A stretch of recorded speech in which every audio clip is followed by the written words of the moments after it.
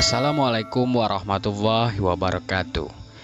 Pada video kali ini saya akan membacakan kisahnya terbunuhnya Utsman bin Affan.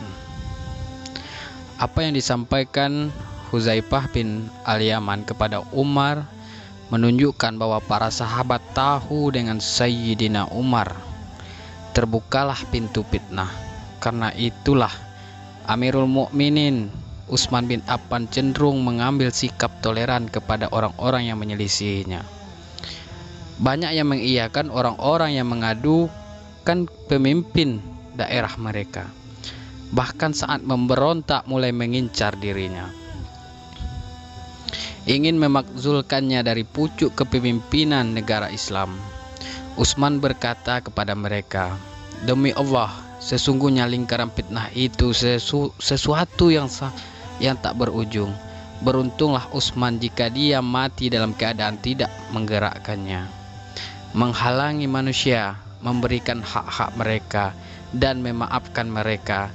Dan apabila Anda adalah orang yang menjaga hak-hak Allah, janganlah Anda turut mengobarkan fitnah itu."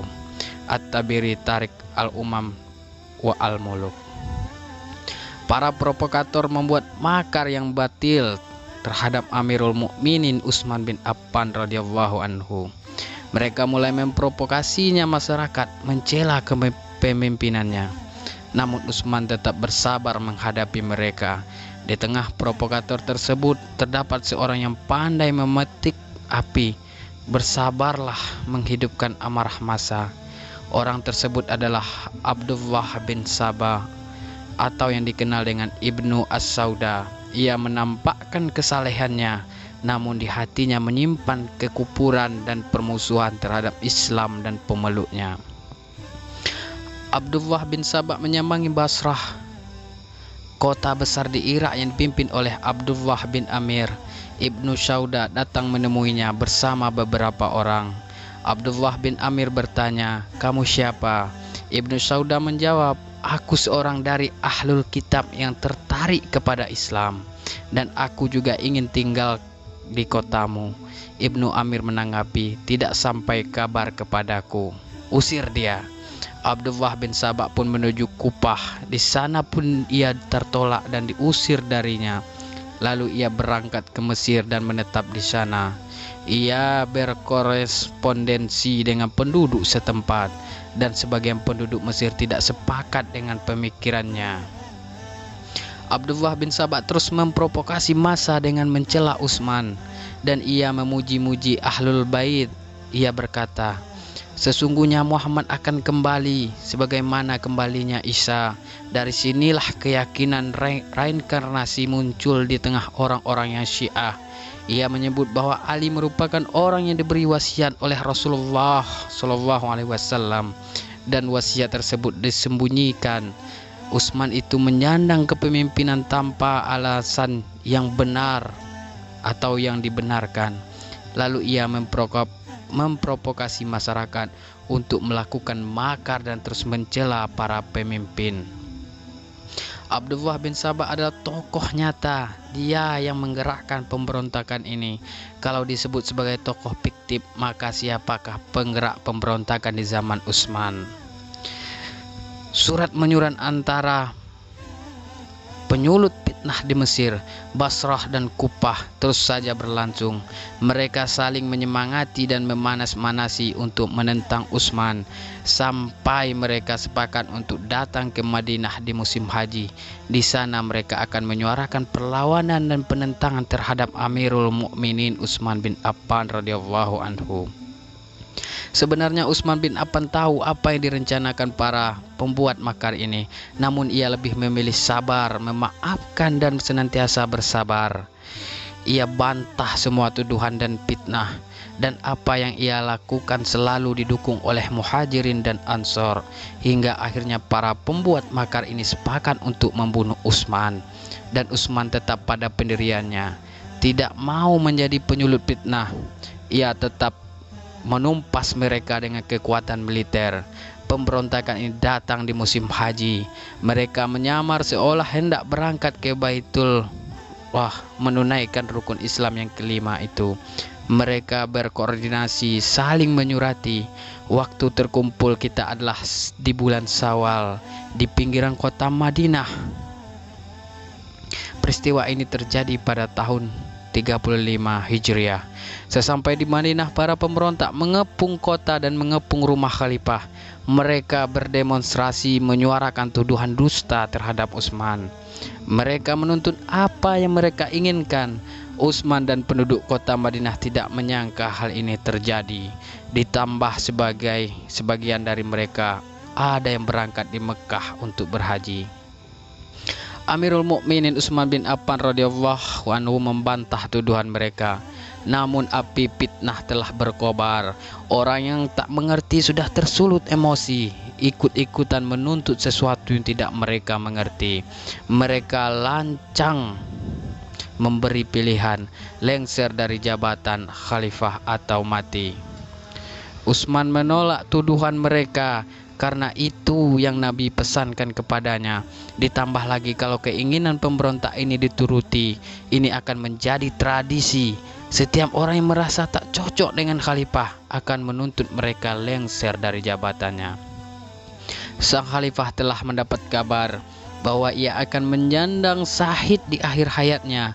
Dari Abu Musa al-Asy'ari radhiyallahu anhu, Rasulullah sallallahu alaihi wasallam pernah berada di kebun. Beliau duduk di sisi sumur Aris. Kemudian datang seorang pengetuk pintu. Abu Musa berkata, "Siapa?" Orang itu menjawab, "Utsman bin Affan." Abu Musa berkata, "Tunggu." Lalu kutemui Rasulullah sallallahu alaihi wasallam dan kusampaikan Utsman minta izin masuk. Beliau katakan, "Izinkan dia dan beri kabar gembira surga untuknya karena musibah yang ia hadapi." Hadis riwayat Al-Bukhari dan Muslim. Nabi Shallallahu Alaihi Wasallam pernah semasa hidupnya juga pernah berwasiat kepada Utsman. Dari Aisyah radhiyallahu anhu, Rasulullah Shallallahu Alaihi Wasallam mendoakan Utsman dengan doa yang panjang. Kata Aisyah, saat itu aku tak memahami apa yang beliau katakan, tapi aku mendengar beliau bersabda, "Jangan sampai engkau lepaskan pakaian yang telah Allah kenakan untukmu." Karena itulah meskipun para demonstran menuntutnya untuk mundur disertai ancaman, Utsman bergeming tak menuruti mereka. Beliau teguh dengan pesan Nabi walau nyawa harus dipertaruhkan. Saat pengepungan semakin ketat, Utsman memanggil Ali dan Zubair. Utsman dimuliakan mereka lalu berkata, "Duduklah kalian semua yang mau memberontak dan penduduk asli Madinah pun duduk." Utsman berkata, "Penduduk Madinah, aku titipkan kalian kepada Allah. Aku memohon kepadanya agar memilihkan khalifah yang berbuat baik kepada sekalian sepeninggalku." Utsman menegaskan, "Aku bersumpah atas Allah kepada kalian. Ingatkah kalian berdoa kepada Allah saat Umar wafat agar Allah memilihkan untuk kalian dan mengumpulkan urusan kalian kepada orang-orang terbaik di tengah kalian. Apakah kalian akan mengatakan, sesungguhnya Allah tidak mengabulkan doa kita, lalu menghina pilihan Allah itu, padahal kalian adalah orang yang patut menjaga haknya?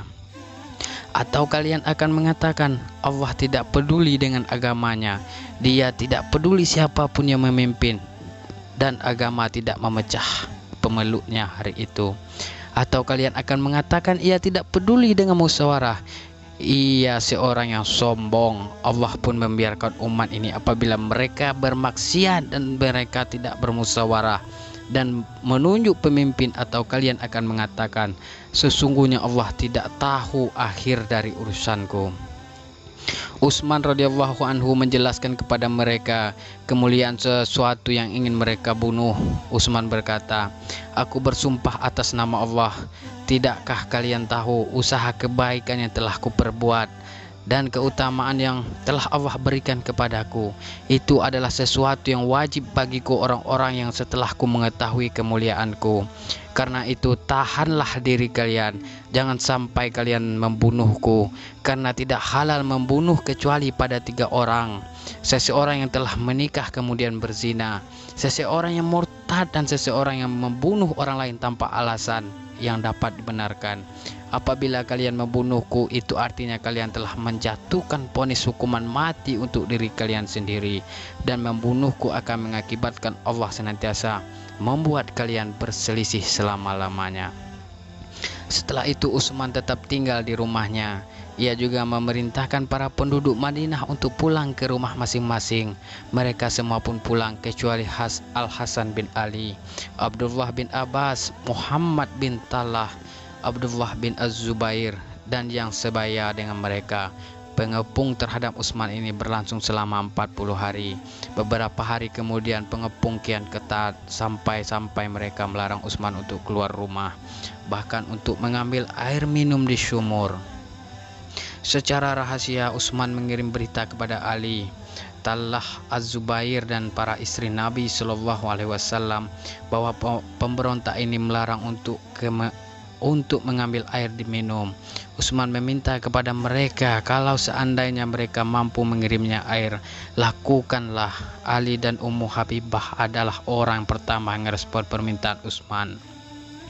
Ali datang di kegelapan malam. Ia berkata, "Hai kalian, apa yang kalian lakukan bukan seperti perbuatan orang-orang yang beriman, bahkan bukan perbuatan orang kafir sekalipun.